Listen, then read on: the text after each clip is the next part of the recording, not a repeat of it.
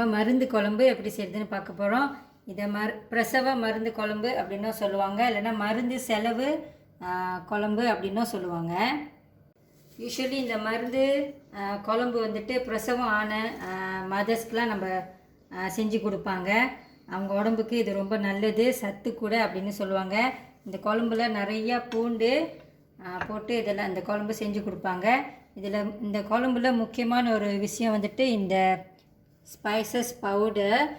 Usually இந்த மருந்து குழம்பு இந்தியாவிலாம் பார்த்திங்கன்னா இந்த பவுடர் வந்துட்டு அவங்க சொந்தமாகவே செய்வாங்க. குரூப் ஆஃப் ஸ்பைசஸ் எடுத்துகிட்டு நல்லா வறுத்துட்டு நல்லா பிளெண்டரில் அரைச்சி சுத்தமாக வீட்டிலே அவங்க செஞ்சுக்குவாங்க. ஸோ இன்றைக்கி நான் கொஞ்சம் குயிக்காக செய்கிறனால நான் ஏற்கனவே ரெடிமேடாக கடையில் வைக்கிற இந்த மருந்து செலவு பவுடர் தான் இன்றைக்கி நான் எடுத்து வச்சுருக்கேன். இன்றைக்கி நான் வாங்கினது இந்த மாதிரி இந்த பவுடரு, இந்த மருந்து ரம்பராத்தோஸ் அப்படின்னு போட்டிருக்கு. இங்கே கீழே பாருங்கள், பிரசவ சூரணம் அப்படின்னு போட்டிருக்கு. இந்த பவுடரில் நான் ஒரு 2 ஸ்பூன் இந்த சூப் கரண்டியில் இந்த மாதிரி எவ்வளோ எடுத்திருக்கேன்னு பாருங்கள். இந்த மாதிரி அளவில் ஒரு 2 ஸ்பூன் எடுத்திருக்கேன். இப்போ இந்த மருந்து குழம்பு எப்படி செய்யுதுன்னு பார்க்கலாம். ஒரு பேன் வச்சுருக்கேன். இது நல்லெண்ணெய் கொஞ்சம் கூட தான் எடுத்திருக்கேன் நான்.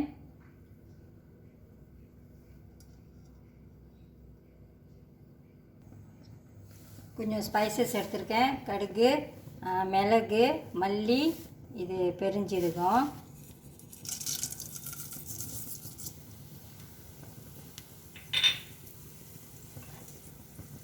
அடுத்து சின்ன வெங்காயம் ஒரு 8 வெங்காயம், ஒரு 8 சின்ன வெங்காயம் எடுத்து ஒரு வெங்காயத்தை 4ஆக வெட்டியிருக்கேன் நான். இப்போ அதை போட்டுக்கலாம்.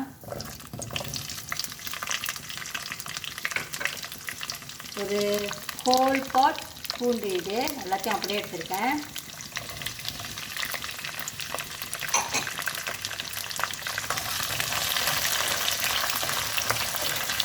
இந்த வெங்காயமும் பூண்டும் நல்லா வதங்கிட்டோம். அதில் இந்த மருந்து குழம்பு வந்துட்டு பிரசவம் ஆனவங்க தான் சாப்பிடணும் அப்படின்லாம் ஒன்றும் இல்லை. இதை யார் வேணும்னாலும் சாப்பிட்லாம். பொதுவாகவே இது ரொம்ப நல்லது உடம்புக்கு. இந்த மாதிரி மழை காலத்தில் நீங்கள் இதெல்லாம் ஒரு வாட்டி செஞ்சு சாப்பிட்டு பார்க்கலாம், ரொம்ப நல்லது.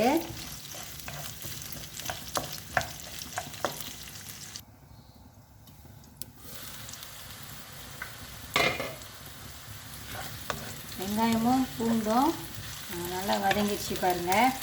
இதில் அடுத்து இந்த எண்ணெயிலே கொஞ்சம் பெருங்காயம் போட்டுக்கலாம்.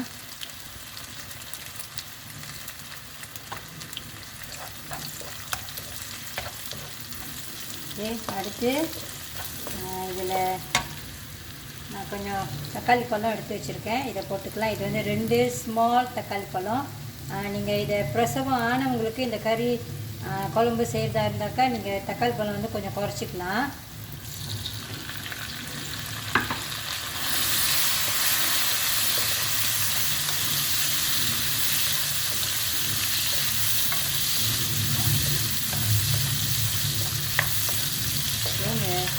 தக்காளி பழமும் கொஞ்சம் வதங்கிட்டோம்.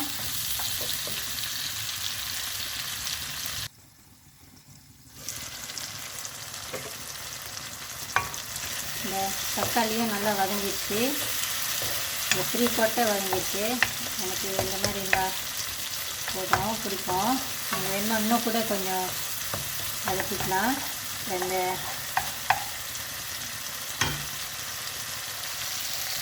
மருந்து பவுடரை இந்த எண்ணெயிலே போட்டு ஒரு 1 மினிட் வதக்கிட்டு அப்புறமா தண்ணி ஊற்றிக்கலாம்.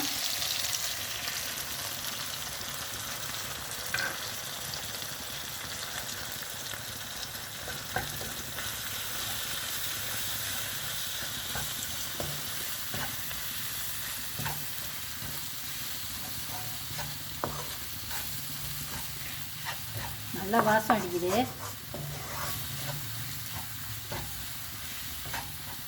இப்போ கொஞ்சம் தண்ணி ஊற்றிக்கலாம்.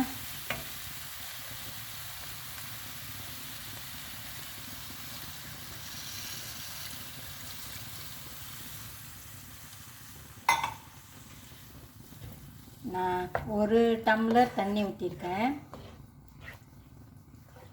கொஞ்சம் உப்பு போட்டுக்கலாம். உப்பு,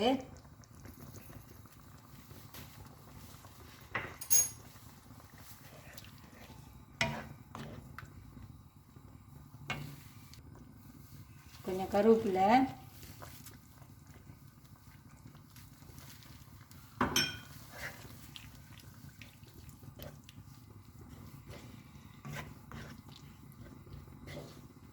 இப்போ நல்லா கொதிக்கிட்டோம். மூடி வச்சிடலாம். ஃப்ளேம் வந்துட்டு குறவாகவே வச்சுக்கோங்க, ஏன்னா தண்ணி வந்து குறவா இருக்குது. மீடியம் டு லோ அதுக்கு நடுவில் வச்சு இதை நல்லா இப்போ கொதிக்க வச்சுக்கலாம்.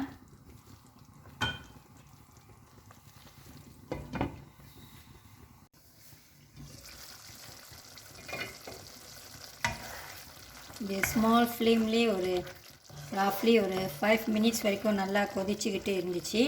இப்போ இதில் நம்ம மீன் போட்டுக்கலாம். நீங்கள் சைவமாக செய்கிறதுனாக்கா இந்த குழம்பு இப்போ ரெடி.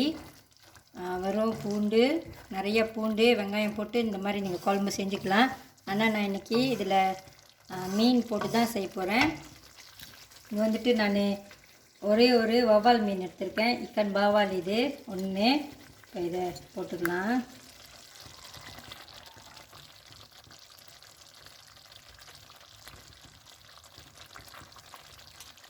இந்த மாதிரி கறிலாம் நம்ம வச்சோன்னா கச்சிதமாக கொஞ்சமாக ஒரே வேலைக்கு சாப்பிட்ற மாதிரி அந்த அளவில் நம்ம வச்சுட்டு அப்படியே ஒரு வேலைக்கு சாப்பிட்டு முடிச்சிடணும் அந்த கறியை நம்ம. அப்போ தான் அது ஹெல்த்தி. மிச்சம் வச்சுக்கிட்டு அந்த கறியை சூடாக்கிக்கிட்டு ஃப்ரிட்ஜில் வச்சுக்கிட்டுலாம் சாப்பிட்டுட்டு இருக்கக்கூடாது. இந்த மீன் இப்போ ஒரு 4 மினிட்ஸ் வேகட்டும். மறுபடியும் மூடி வச்சிடலாம்.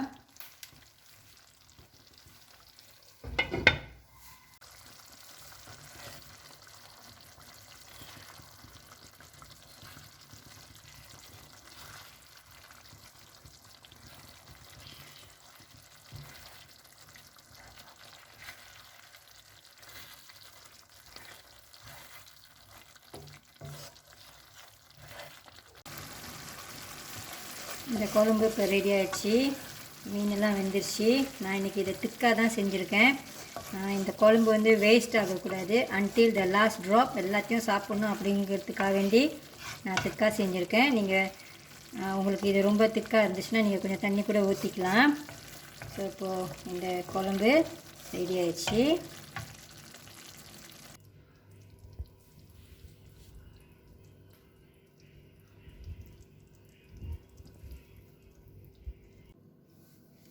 இந்த ரெய்னி சீசனில் நீங்களும் இந்த மருந்து செலவு குழம்பு ஒரு வாட்டி செஞ்சு சாப்பிட்டு பார்க்கலாம். இது பிரசவம் ஆனவங்க ஒண்டி தான் சாப்பிட்ணுன்னுலாம் ஒன்றும் இல்லை. பொதுவாகவே எல்லாருமே இதை செஞ்சு சாப்பிட்லாம். ரொம்ப நல்லது உடம்புக்கு. ஸோ நான் இந்த குழம்பு சாப்பிட்டு ஒரு 25 வருஷம் ஆச்சு. இன்றைக்கி நான் மறுபடியும் இந்த குழம்பு சாப்பிட போகிறேன். நீங்களும் செஞ்சு பாருங்கள். தேங்க்யூ ஃபார் வாட்சிங்.